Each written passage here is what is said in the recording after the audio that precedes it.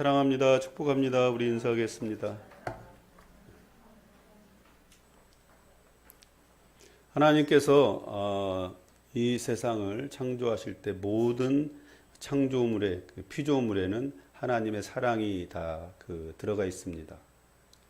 그 중에서도 우리 인간이 존귀한 존재인 건 뭐냐면 하나님의 형상대로 우리를 빚으셨다는 얘기입니다. 하나님의 형상대로 우리를 창조하셨다고 하는 그런 의미는 뭐냐면 우리를 하나님을 닮을 수 있는 그런 존재로 만드셨고 또 하나님과 교제할 수 있는 영적인 존재로 우리를 만드셨다는 것입니다. 그래서 그 많은 피조물들은 그냥 하나님의 말씀으로 빚었지만 만드신 후에 우리 인간은 그 코에 생기를 불어넣으셨다. 하나님의 영을 불어넣으셨다는 것이죠. 그래서 하나님과 교제할 수 있는, 하나님과 대화하고 하나님과 사랑을 나눌 수 있는 그런 존재로 우리를 빚으셨다는 것입니다.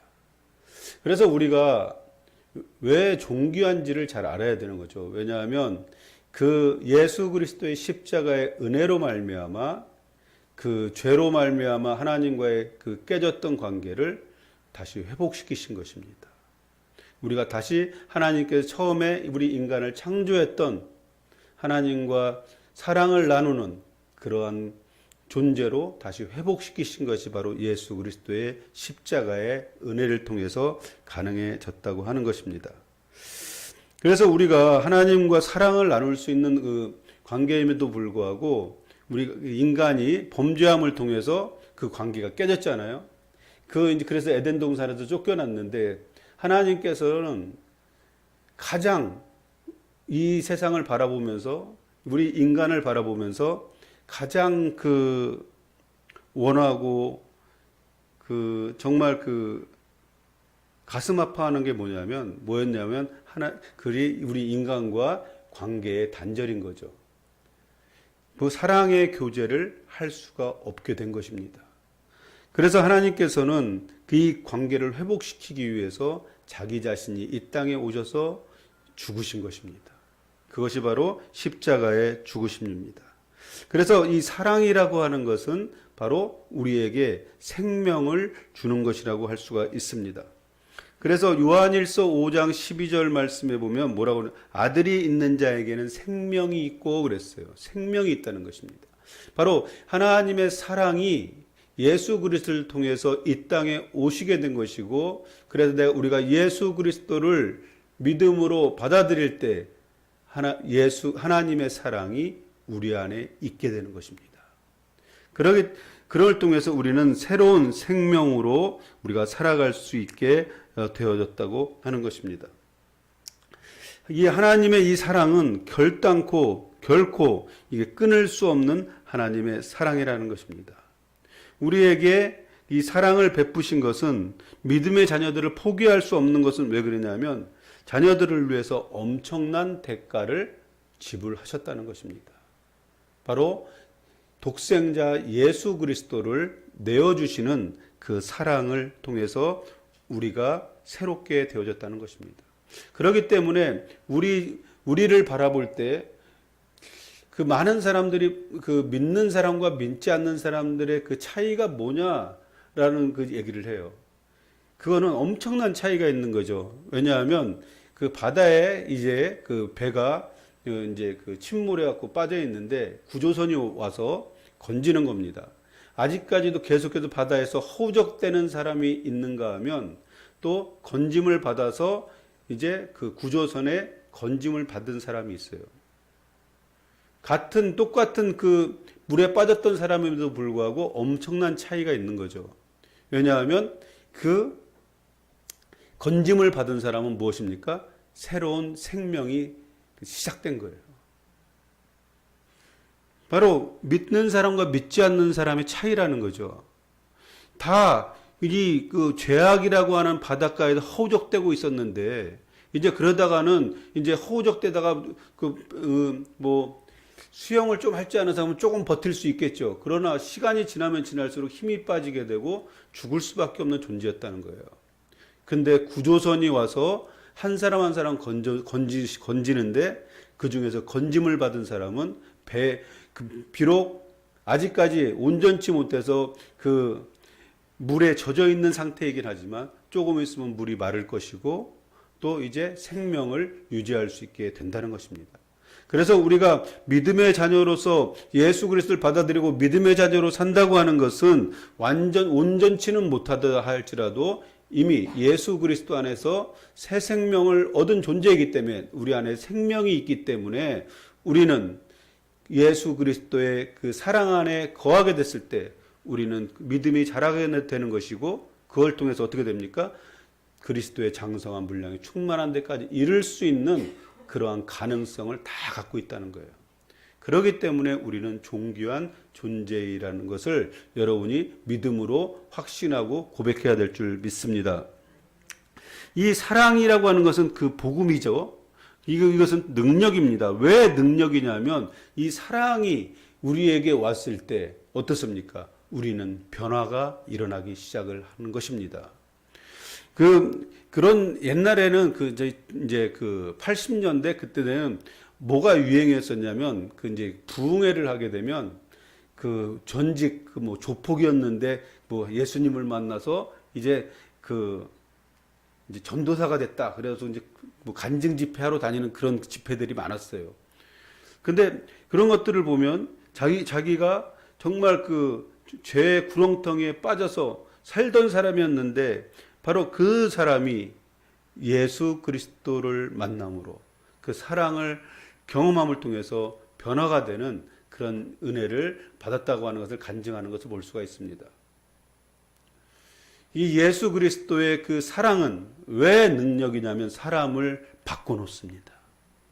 그래서 그런 간증들을 많이 듣지 않습니까? 사창가에 서 있던 여인이 예수 그리스도를 만남을 통해서 그것을 뛰쳐나와서 이제는 새로운 삶을 살게 되는 그런 간증들도 우리가 많이 듣게 됩니다. 그래서 고린도후서 5장 14절 말씀에 보면 그리스도의 사랑이 우리를 강건하시도다 그랬어요. 그 사도 바울이. 이 강건하다 이것은 뭐냐면 지배하다, 휘어잡다 그런 뜻이 있어요. 원어에 보면.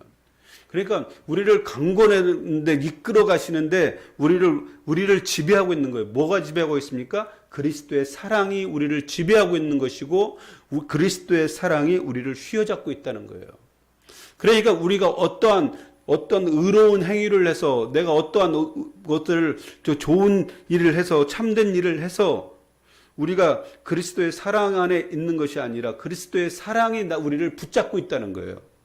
그렇기 때문에 그리스도의 사랑이 우리를 붙잡고 있기 때문에 우리가 그 사랑에 붙잡힌 바 되기만 한다면 어떻습니까?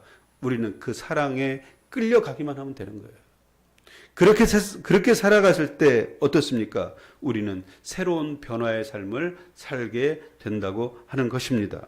바로 하나님의 사랑은 능력이라고 하는 것이 뭐냐면 우리에게 새 생명을 줬을 뿐만 아니라 우리의 삶을 변화시키는 능력이 그 안에 있기 때문에 그 능력이라고 하는 것입니다. 오늘 읽은 본문 말씀에서 지금 말씀하고 있는 것은 뭐냐면 하나님의 사랑과 그리스도 예수의 사랑이 어떠한 사랑인가를 오늘 본문을 통해서 말씀해주고 있습니다. 우리가 본문을 띄워주세요. 한눈 팔지 말고 잘 여기 보면 31절 32절 우리 같이 한번 읽어보겠습니다. 같이 읽겠습니다. 시작. 그런즉 이 일에 대하여 우리가 무슨 말을 하리요? 만일 하나님이 우리를 위하시면 누가 우리를 대적하리요? 자기 아들을 아끼지 아니하시고 우리 모든 사람을 위하여 내주신 이 어찌 그 아들과 함께 모든 것을 우리에게 주시지 아니하겠느냐 그랬습니다. 아멘. 여기서 보니까 하나님이 우리를 위하시면 누가 우리를 대적하겠는가라고 지금 사도 바울이 말씀을 하고 있습니다. 이 대적이라고 하는 것은 뭘까요? 대적자가 있어요. 우리에게는 대적자가 있는데 무엇을 위한 대적일까요? 하나님의 뜻을 거스리는 대적인데 이것은 뭐냐면 하나님의 구원의 계획을 방해하는 대적이에요. 이 하나님의 구원의 계획을 완전한 구원을 방해하는 그 대적은 누가 하는 것입니까? 사단이 우리를 공격하는 것입니다. 근데 하나님이 우리를 위하시면 누가 대적하겠는가? 악한 원수가 우리를 넘어뜨리려고 우리를 해하려고 한다고 할지라도 하나님이 우리를 위하시기 때문에 그렇게 할 수가 없다라고 하는 것을 지금 말씀해 주고 있습니다. 근데 하나님이 위하신다고 말씀하고 있어요. 위하신다라고 하는 것은 그 다른 그 원어적인 표현으로 뭐라고 말씀하고 있냐면 편을 들다 그런 뜻이 있어요. 편을 들다. 편을 드는 거예요. 그러니까 이런 것이 있을 수 있겠죠. 이제 동네에서 이제 어릴 때 보면 그 싸움을 잘하는 친구가 있잖아요. 그 싸움을 잘해갖고 힘도 세고 싸움을 되게 잘해요. 그래서 그 동네 대장이에요, 대장. 근데 나는 그 걔보다 싸움을 잘 못하고 나보다 또 잘하는 애가 있어. 그러면 걔가 나를 맨날 괴롭혀요. 괴롭히고 그렇게 힘들게 하는데 그 제일 싸움을 잘하는 애가 어느 날 딱 나타나서 그러는 거예요. 너 앞으로 얘 괴롭히지 마. 괴롭히면 너 죽어. 내 편을 들어주는 거예요. 그러면 그 다음부터는 다른 애가 날 괴롭힐까요? 괴롭히지 않을까요? 괴롭히지 않죠. 왜냐하면 제일 싸움 잘하는 애가 내 편을 들어주는 거예요. 그러면서 너 만약에 얘 괴롭히면 너 죽을 줄 알아? 그러는 거예요. 그거 마찬가지인 거예요. 사단은 영적 존재예요. 그렇기 때문에 우리를 항상 괴롭히고 우리의 잘못된 부분을 지적하고 송사하고 넘어뜨리려고 한다는 거예요. 근데 하나님은 어떤 거예요? 강하신 분이에요. 하나님은 그 창조주이시고 악한 영은 피조물에 불과해요. 그렇기 때문에 그 하나님이 내 편이 되어 주신다는 거예요. 나를 위하신다는 거예요. 그렇기 때문에 악한 원수가 나를 해할 수 없다라고 하는 것을 지금 말씀해 주고 있는 것입니다. 하나님은 항상 우리를 도우시고 우리의 편이 되셔서 우리를 보호하신다고 지금 말씀하고 있는 것입니다. 하나님의 사랑이 변함이 없는 한 그 사랑 때문에 우리를 포기할 수가 없는 것입니다. 하나님은 절대 우리를 포기하시는 분이 아니에요. 우리가 하나님을 등지고 떠나기 때문에 떠나나 할지라도 어떻습니까? 하나님은 끝까지 인내하시며 참으시며 기다리고 있다는 거예요. 근데 우리가 하나님을 등지고 떠나가면 돌아오려고 하질 않아요, 사람들이. 하나님이 왜 그 변함이 없는 사랑입니까? 자기 아들을 내어주신 하나님의 절대적인 사랑이 우리를 향하고 있기 때문에 우리를 포기할 수 없다고 하는 것입니다. 그것을 여러분이 믿어야 될 줄 믿습니다. 하나님의 사랑은 어떤 말로도 표현할 수 없는 사랑입니다. 자신의 독생자이신 예수 그리스도를 죽이시는 사랑이기 때문에 그래요. 요즘은 그 사랑도 가짜 사랑이 많습니다. 그러다 보니까 항상 조건적인 사랑이에요. 진짜 사랑은 어떤 사랑이냐면 바로 무조건적인 사랑인 거예요. 대가가 없는 거예요. 그냥 내가 그 사람을 너무나 사랑하기 때문에 그냥 다 줘버리는 거예요. 그런 사랑이 진짜 사랑인 거죠.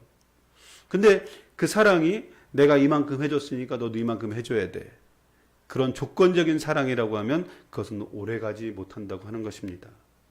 하나님의 사랑은 악한 원수가 그 사랑 안에서 우리를 끊을 수 없는 것은 뭐냐면 자신의 독생자를 죽이시는 사랑이기 때문에 그렇습니다. 그 희생적이고 헌신적인 사랑이 함께 하심을 통해서 어떤 악한 세력도 그 사랑에서 우리를 끊을 수가 없다고 하는 것입니다. 우리는 때로는 우리가 온전치 못하고 그러면 하나님, 그리고 또 힘든 일을 우리가 겪게 되면 어떤 생각을 합니까? 하나님이 나와 함께 하시나? 하나님이 나를 떠나셨나? 그런 그 의심을 하게 돼요. 하나님은 어떤 분입니까?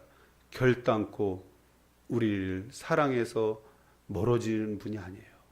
하나님은 끝까지 우리를 지키시고 책임지시는 그 사랑이십니다.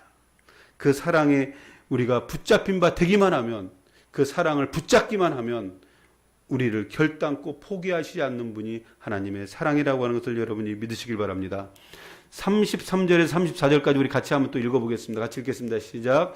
누가 등이 하나님께서 택하신 자들을 고발하리요. 의롭다 하신 이는 하나님이시니 누가 정죄하리요. 죽으실 뿐 아니라 다시 살아나신 이는 그리스도 예수시니 그는 하나님 우편에 계신 자요 우리를 위하여 간구하시는 자시니라. 아멘. 여기서 보니까 하나님이 택하신 자라고 말씀하고 있어요. 누가 택하심을 받았습니까? 우리죠. 우리가 하나님의 택하심을 받은 존재라는 거예요. 하나님이 택하셨어요. 그것은 무엇입니까? 하나님께 속한 하나님의 사람이라는 거예요. 그리고 하나님께 속한 사람이라는 것입니다. 그것은 무엇을 뜻합니까? 그는 거룩한 존재라는 거예요. 하나님이 구별하셨다는 것입니다. 거룩함으로 구별한 하나님의 사람을 누가 고발할 수 있겠는가라는 거예요. 하나님이 거룩하다고 거룩한 존재라고 인정한 의인이라고 인정한 사람을 누가 고발할 수 있겠냐는 거예요. 우리는 이 구원에 대한 그 확신이 때로는 흔들릴 때가 뭐냐면 우리가 어떤 하나님 앞에서 온전치 못한 그런 행위를 했을 때 그런 생각을 하게 되잖아요. 그죠? 내가 과연 구원을 받을 수 있을까? 내가 정말 하나님 앞에서 온전치 못하겠는데 하나님께서 나를 버리시면 어떻게 할까? 하나님은 절대 버리시는 분이 아니라는 것입니다. 하나님은 우리를 택하셨어요. 하나님의 택하심은 결단코 우리를 포기하는 법이 없는 것입니다. 그래 고발당하지 않는다고 하는 것은 왜 고발당하지 않냐면 그리스도 안에서 생명의 성령의 법이 우리를 해방했다고 하는 믿음이 여러분 안에 있어야 될 줄 믿습니다. 내가 부족해요. 내가 너무나 연약한 부분이 있어요. 그래서 죄에 넘어질 때도 많이 있어요. 그러나 예수 그리스도 안에서 예수 그리스도의 십자가의 은혜를 통해서 생명의 성령의 법이 우리를 죄와 사망의 법에서 우리를 해방했다고 하는 것입니다. 그것을 여러분이 믿을 때 고발당하지 않는다는 거예요. 사단은 우리를 고소하고 참소하는 자입니다. 우리의 약점과 죄악을 들추어내기를 원해요. 그러나 하나님은 어떤 분입니까? 우리의 약점을 들추어내는 것이 아니라 우리의 약점을 지적하시는 분이 아니라 하나님은 어떤 분이십니까? 우리의 약점을 덮어주시는 분이에요. 사랑으로 덮어주신다는 거예요. 주님은 우리를 용서하시는 분이고 죄를 사하시는 분입니다. 왜 그렇습니까? 주님은 사랑이시기 때문에 그렇습니다. 사랑으로 우리를 감싸 안으시기 때문에 우리는 더 이상 우리가 죄악 가운데 신음하는 것이 아니라 하나님의 사랑 안에서 우리가 죄사함을 받고 하나님과 더욱더 우리가 사랑의 관계, 친밀한 관계를 유지할 수가 있는 것입니다. 하나님의 사랑에서 우리를 끊어내려고 우리를 미혹하고 유혹함으로 우리를 넘어지게 하는 것이 바로 이 사단입니다. 사단이 왜 자꾸만 우리를 건드리고 우습게 여기고 공격할까요? 우리는 지금 하나님의 자녀이고 내 속에 예수 그리스도의 생명이 있는데 왜 사단이 우리를 자꾸만 넘어지게 하고 공격할까요? 우리가 구별된 거룩한 삶을 살지 않기 때문에 그래요. 우리가 자꾸만 우리의 약점을 노출하고 우리가 내어주기 때문에 그렇다고 하는 것입니다. 내가 사단에게 공격을 받는 것은 내가 악한 권세에게 자꾸만 내 약점들을 들추어대고 내어주기 때문에 그렇다는 것입니다. 내가 많이 내어주면 내어줄수록 더 많은 공격을 받게 되어 있다는 거예요. 사단은 우리의 약점을 너무나 잘 알고 있어요. 그래서 내가 약점을 내어주면 내어줄수록 어떻습니까? 사단은 더 우리를 공격해서 우리를 침범하고 우리를 넘어뜨리려고 하고 있다는 것입니다. 우리가 믿음으로 승리가 가능한 것은 하나님의 우편에서 우리를 위해 강구하시는 예수 그리스도의 중보가 있기 때문에 우리가 승리할 수 있는 것입니다. 우리가 읽은 말씀에 그러잖아요. 그리스도 예수시니 그는 하나님의 우편에 계신 자요 우리를 위하여 강구하시는 자시다. 하나님의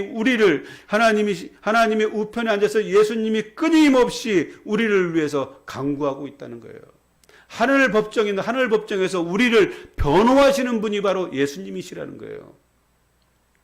그렇기 때문에 우리의 강구를 들으시고 하나님은 어떠십니까? 우리를 바라보실 때 무엇으로 바라보시냐면 예수 그리스도의 십자가의 눈으로 우리를 바라보고 계시는 거예요.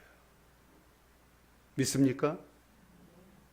그냥 그 하나님의 어떤 그 의와 하나님의 공의로 우리를 바라본다고 하면 우리는 살 수 없는 존재예요. 그렇지만 하나님이 우리를 바라보실 때 예수 그리스도의 십자가의 보혈의 은총으로 우리를 바라보이고 있기 때문에 우리를 어떻습니까? 우리가 부족한 부분이 있다고 할지라도 예수 그리스도를 통해서 구원받은 그 구원의 은혜 가운데 우리를 거기로 우리를 부르시고 그 하나님은 우리를 거기로 인도해 가시는 것입니다. 예수님은 십자가의 죽으심으로 끝이 아니라 부활의 능력으로 승리를 이루신 분입니다. 그 승리의 능력이 지금도 우리와 함께하고 계시다고 하는 것입니다. 예수 그리스도는 성령님을 통해서 우리와 항상 함께하시고 우리를 도우시는 분이십니다. 그러므로 우리는 부활의 능력이신 예수님을 믿고 의지할 때 어떤 세력도 우리를 정죄할 수 없다라고 하는 것을 믿음으로 고백해야 될 줄 믿습니다. 그 35절, 36절 우리 한번 같이 읽어보겠습니다. 35절, 36절 같이 읽겠습니다. 시작. 누가 우리를 그리스도의 사랑에서 끊으리요? 환난이나 공고나 박해나 기근이나 적신이나 위험이나 칼이랴. 기록된 바 우리가 종일 주를 위하여 죽임을 당하게 되며 도살당할 양같이 여김을 받았나이다 함과 같으니라. 아멘. 여기서 보니까 이제 우리가 당할 고난에 대해서 지금 말씀을 해주고 있어요. 보니까 환난이나 권고나 박해나 기근이나 적신이나 위험이나 칼이라 그랬습니다. 이 환난이라고 하는 것은 무엇입니까? 우리 고난을 얘기하잖아요. 고난이고 공고한 것은 뭐냐면 행동에 제한을 받는 거예요. 그러니까 지금 사도 바울이 나는 공고한 사람이더라 그럴 때 뭐냐면 감옥에 갇혔을 때 자기가 아무것도 할 수 없고 몸이 이제 행동에 제한을 당했을 때 공고하다는 그런 표현을 써요. 그러니까 사도 바울이 그 감옥에 gat혔을 때 나는 공고한 자로다 그렇게 표현을 쓰는 거예요. 그 다음에 적신이라는 말을 써요. 적신은 뭘까? 적신은 뭐냐면 헐벗은 것을 의미해요. 입을 옷조차 없는 거예요. 우리 인간에게 중요한 게 무엇입니까? 의식주잖아요. 그죠? 먹는 거, 주택이 있고 입는 거예요. 그죠? 근데 입을 옷조차 없는 거예요. 그러니까 얼마나 힘들고 어렵습니까? 거기다가 위험이나 또 칼이라 그랬어요. 칼은 무엇입니까? 그것은 바로 죽임을 의미하는 것이고 바로 그 순교를 의미하는 거예요. 결국에는. 우리가 하나님의 그 자녀로서 이제 살아갈 때 더 어려운 일이 앞으로 닥칠 것입니다. 그렇다고 하면 이 칼이랴 이건 뭐냐면 순교를 의미합니다. 우리가 하나님 앞에서 이제 믿음을 지켜나갈 때 이러한 날이 올 수도 있을 것입니다. 칼을 들이대면서 너 죽을 것이냐 예수를 믿을 것이냐를 결정하라고 할 때가 올 수도 있다는 거예요. 이런 고난이 우리에게 닥친다는 것입니다. 그래서 이런 어떤 고난이 닥친다고 해도 그리스도의 사랑에서 끊을 수 없다라고 지금 선포하고 있습니다. 예전에 사단의 전략이 이런 전략이었어요. 외적인 억압이었어요. 탄압으로 믿음의 길을 포기하게 만들려는 거였어요. 그래서 얼마나 많은 박해가 있었습니까? 초대교회에도 네로 황제에 의해서 얼마나 많은 박해가 있었냐는 거예요. 그러나 그걸 통해서 이제 기독교가 쪼그라들고 기독교가 더 사그라들 줄 알았는데 어떻습니까? 기독교가 더 번성하는 거예요. 기독교는 피해 종교예요. 순교의 종교예요. 기독교는 순교하면 순교할수록 순교하는 사람이 더 많아지고 순교의 피가 뿌려진 곳에서는 항상 기독교 역사에 보면 부흥이 일어났다는 거예요. 하나님은 어떤 분이십니까? 믿음의 자녀들의 순교의 피를 받으시는 분이에요. 그래서 정말 하나님을 정말 사랑하고 하나님의 뜻대로 살고자 하는 사람은 순교의 피를 흘리는 것에 대해서 두려워하지 않아요. 그래서 기독교인을 공산주의자들이 두려워하는 거예요. 왜냐하면 예수 그리스도의 십자가에 죽으신 것 같이 우리가 죽는 것은 영광된 것이라고 생각하기 때문에 그래요. 그래서 그래도 이제 사단의 그 전략이 잘 통하지 않은 거예요. 그러니까 이제 사단의 전략이 이제 바뀝니다. 왜냐하면 외적인 억압이 아니라 우리의 내적인 모습을 바꾸는 거예요. 세상의 영광과 쾌락의 즐거움을 보여주면서 하나님께 향해야 되는 우리의 마음과 생각이 세상으로 향하게 만들어버리는 거예요. 스스로 몰락하게 만드는 거예요. 지금 이 현대 사단이 지금 하고 있는 전략이 그것입니다. 우리가 하나님을 믿는다고 하지만 실질적으로 우리의 모습을 봤을 때 얼마나 하나님의 뜻대로 살고 있느냐, 그것을 우리가 잘 봐야 됩니다. 많은 사람들이 그 믿음의 길을 간다고 하지만 실질적으로 예수 그리스도를 닮아가는 삶을 살지 않는 경우가 많아요. 종교성은 있을지 모르겠지만 실질적으로 예수 그리스도를 닮는 그런 삶을 살지 못한다는 것입니다.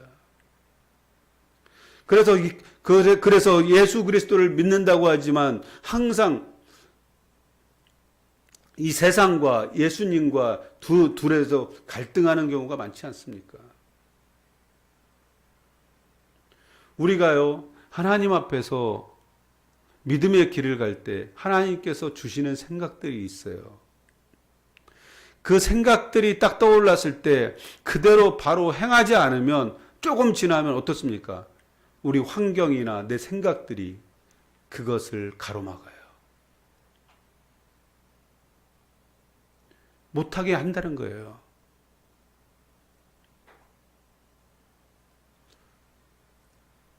하나님께서는 우리에게 은혜를 주시기를 원하고 우리가 은혜 가운데 살기를 원합니다.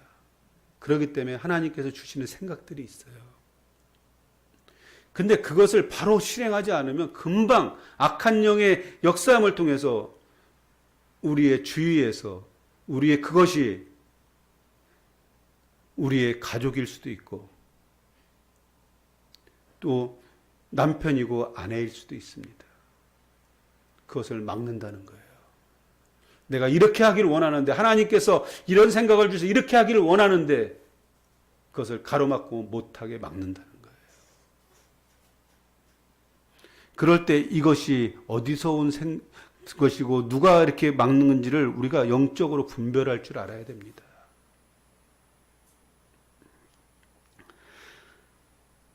세상의 향락과 영광에 취해서 결국에는 무너지게 만드는 것이 바로 사단의 전략입니다. 하나님을 버리고 세상의 영광과 부귀 영화를 선택하게 만들어 버린다는 거예요.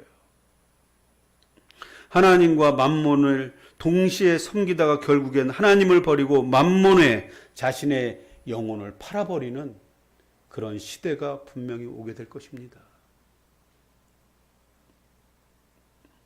우리 36절 같이 읽어볼까요? 같이 읽어보겠습니다. 다시 읽겠습니다. 시작. 기록된 바 우리가 종일 주를 위하여 죽임을 당하게 되며 도살당할 양같이 여김을 받았나이다 함과 같으니라. 여기서 표현을 보면 도살당할 양같이라고 그랬어요. 도살당할 양같이. 이 이제 죽음 바로 직전에 있는 거예요. 이 도살당할 양이라고 그러면 죽을 운명인 거예요. 근데 그 도살장으로 끌려가는 양의 모습이 어떨까요? 자기 힘으로는 아무것도 할 수 없는 거예요. 이제 조금 있으면 이제 죽는 거예요. 아무것도 할 수 없는 절망적인 순간과 같은 시간들을 우리가 경험할 때가 있다는 거예요. 이 살다 보면 힘들고 어려운 일을 당합니다. 그러나 더 힘들어서 도살장에 끌려가는 양과 같은 그런 존재로 그런 모습으로 우리가 설 때가 있다는 것입니다. 도살장으로 끌려가는 양과 같은 처지에 놓일 때가 우리에게 있다는 것입니다. 이 죽을 것 같은 현실과 상황 속에서 우리가 놓여 있을 때 우리 어떤 태도를 보이나요? 정말 어렵고 힘들고 고통 가운데 있을 때 우리는 어떤 그 모습으로 나타나게 됩니까? 첫 번째는 뭐냐면, 어찌 나에게 이런 일이? 나는 나름대로 하나님 앞에서 뭔가 잘 한다고 열심히 신앙생활도 했고 하나님의 뜻을 이루기 위해서 뭔가 열심히 했는데 왜 나에게? 저 사람은 별로 그 신앙생활도 잘 하는 것 같지도 않고 하나님의 뜻대로 제대로 살고 있지 않는 것 같은데 왜 그 형통한 삶을 사는데 나에게 왜 이런 일이 일어났느냐라고 생각할 수 있다는 거예요. 또 하나는 뭐냐면, 이 힘든 상황이 언제까지입니까 대체? 이 두 가지는 무엇을 의미합니까? 이것은 어떻게 이런 일이 나에게 왔는지 자신을 돌아보는 그 시간들이 아니라 하나님을 원망하는 거예요. 왜 나에게 이런 일이 있습니까? 원망하는 거예요. 하나님을 원망하는 겁니다. 하나님을 원망하는 이러한 반응들이 대부분일 거예요. 왜 나에게 이런 일이 일어납니까? 왜 이런 일이 나에게 생기고 이것이 왜 이렇게 오랫동안 지속됩니까? 성경에서 보면 고난을 겪고 결국에는 승리를 하게 되지만 고난을 딱 대표하는 인물이 누굽니까? 욥이잖아요. 욥이에요.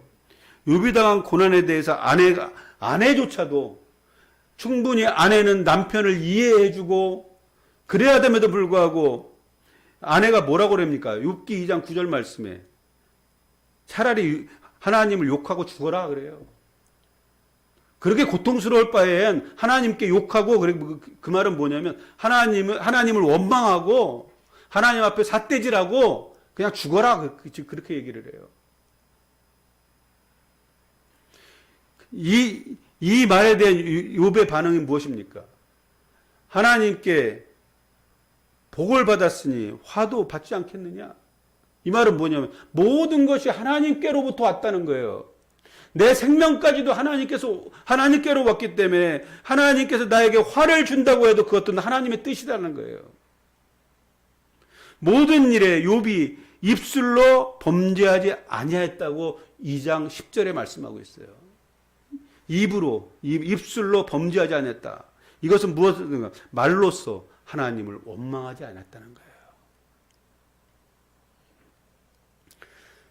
생사와 복을 주장하시는 분은 하나님이십니다.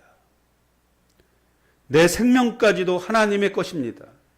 때문에 내가 어떠한 상황과 처지에 내가 닥친다고 할지라도 하나님을 원망할 수 없습니다. 지난 시간에 우리가 함께 나눴지 않습니까? 어떤 상황과 처지가 나에게 닥쳐온다고 할지라도 협력해서 선을 이루시는 분이 하나님이시라는 거예요. 그 말은 무엇이냐면 어떤 환경과 처지가 나에게 닥쳐온다고 할지라도 그것이 고통 가운데 나에게 닥쳐온다 할지라도 그것은 하나님께서 나를 완전한 구원의 사람으로 이루기 위한 하나의 과정이라는 거예요. 그렇기 때문에 하나님의 선하신 뜻 가운데 이루어지는 것이기 때문에 하나님을 원망할 수 없다는 것입니다.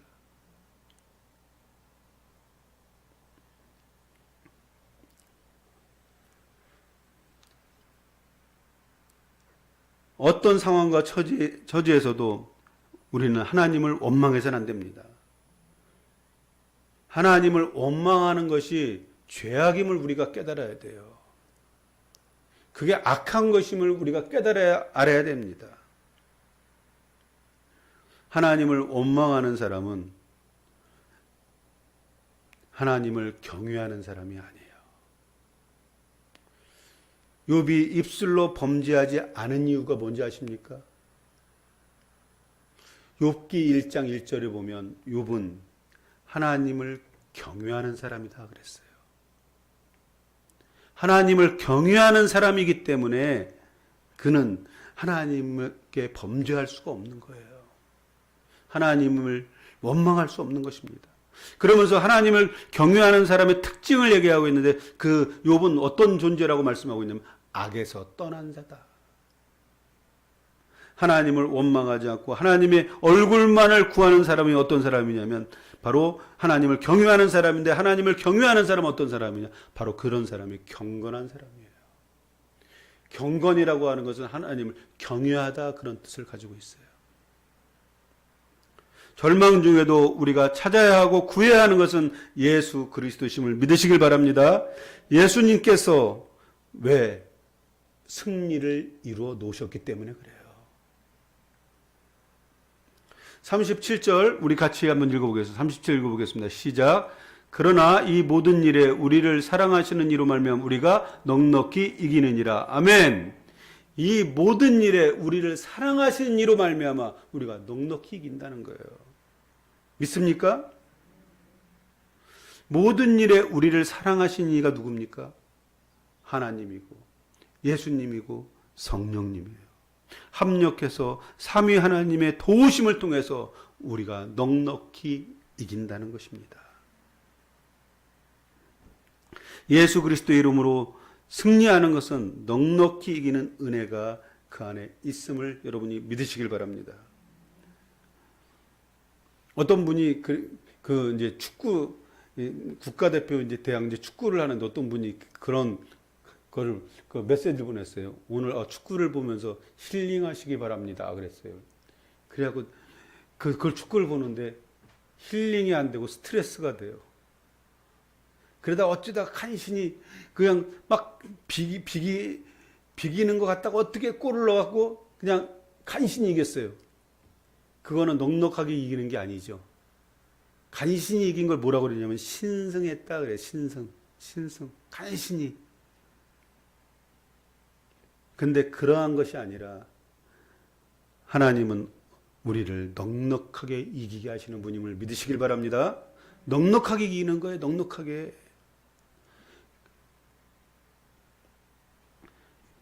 왜 넉넉하게 이기냐면 예수님이 그것을 이루어 놓으셨기 때문에 그래요. 그래서 요한복음 16장 33절에 뭐라고 말씀하세요? 세상에서 너희가 환난을 당하나 담대하라. 내가 세상을 이겼다라고 선포하시는 것입니다. 예수 그리스도의 이름을 찾기만 하면, 예수 이름을 부르기만 하면 너희는 세상을 이기는데 어떻게 이깁니까? 넉넉히 이긴다라고 말씀하고 있는 것입니다. 너희가 세상에서 환난을 당한대요. 예수 그리스도를 믿으면 환난이 없으면 좋겠는데 너희가 예수 그리스도 이름 안에서 정말 믿음의 사람으로, 신앙의 사람으로 살아가기 위해서는, 이 땅에서 살기 위해서는 환난을 당할 수밖에 없다는 것입니다. 그러나 거기서 두려워할 것이 아니라 담대하라는 거예요. 왜? 예수님이 세상을 이겼다는 것입니다. 믿습니까? 예수님이 우리와 함께하고 계시다는 거예요. 그 생명이 우리와 함께하고 있기 때문에 우리는 두려워할 것이 아니라 예수 그리스도 이름으로 선포함으로 우리는 넉넉히 이기는 은혜가 있을 줄 믿습니다. 38절 39절 우리 같이 한번 읽어보겠습니다. 같이 읽겠습니다. 시작. 내가 확신하노니 사망이나 생명이나 천사들이나 권세자들이나 장래일이나 능력이나 높음이나 깊음이나 다른 어떤 피조물이라도 우리 그리스도 예수 안에 있는 하나님의 사랑에서 끊을 수 없으리라. 아멘. 여기서 보니까 세상에서 고난 가운데 있을 때 두려워할 필요가 없는 이유가 무엇입니까? 어떤 상황과 처지가 있다고 해도 어떤 피조물도 그리스도 안에서 완전한 승리를 방해할 수 없다고 지금 말씀하고 있는 거예요. 그리스도 안에 있는 성도 실패하지 않음을 믿으시길 바랍니다. 절대 실패가 없습니다. 예수 그리스도가 우리 승리하셨기 때문에 예수 그리스도 안에 있기만 하면 우리는 실패하지 않습니다. 예수 그리스도 안에 있는 삶은 승리하는 삶을 여러분이 믿으시길 바랍니다. 그리스도가 승리를 이루어 놓으셨기 때문에 그래요. 이것을 믿고 확신할 때 우리는 결코 실패하지 않는다는 것입니다. 우리가 예수님을 믿는다고 하지만 이 확신이 부족해요. 예수님께서 이미 승리를 이루어 놓으셨다고 하는 그 확신이 부족합니다. 예수 이름으로 우리는 승리할 수 있다고 하는 그런 믿음과 확신이 부족해요. 이제 우리가 믿음의 길을 갈 때 우리가 바꿔야 되는 것이 뭐냐면 예수 그리스도 안에서 우리가 이겼다고 하는 것, 넉넉히 이겼다고 하는 그 확신을 갖고 우리가 신앙생활을 해야 될 줄 믿습니다. 하나님의 사랑이 모든 일에 넉넉히 이기는 능력이기 때문에 그렇습니다. 하나님의 사랑 안에 거할 때 하나님은 나의 피난처가 되시고 나의 위로자가 되시고 나의 안식처가 되시는 걸 믿으시길 바랍니다. 그리스도 안에서 하나님의 사랑 안에 거할 때 진정으로 안전한 곳이 바로 하나님의 사랑 안에 머무는 것입니다. 하나님의 사랑 안에 거하는 믿음의 자녀들은 두려워할 것이 없어요. 왜 두려워할 것이 없습니까?